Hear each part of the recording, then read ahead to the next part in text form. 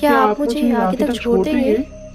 आप इतनी रात को यहाँ शमशान में क्या कर रही हैं? वो मैं यहाँ पर किसी का इंतजार कर रही थी। मतलब? वो सब आप छोड़ो, आप मुझे बता दो, आप मुझे आगे तक छोड़ दोगे या नहीं? हाँ हाँ ठीक है। वैसे आपने बताया नहीं, आप यहाँ शमशान में क्या कर रहे थे? इंतजार। मगर किसका? मेरे पति का। अपने पति का? आपके पति मर गए हैं क्या? नहीं, मरी तो मैं हूँ। तुम मर गई हो? मजाक करने को मैं ही मिला था क्या, और कोई नहीं मिला? अच्छा तुम भूत हो ना? हाँ। अच्छा तो एक काम करो, गायब होके दिखाओ।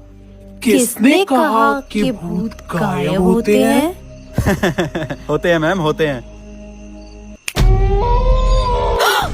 मंगल भवन मंगल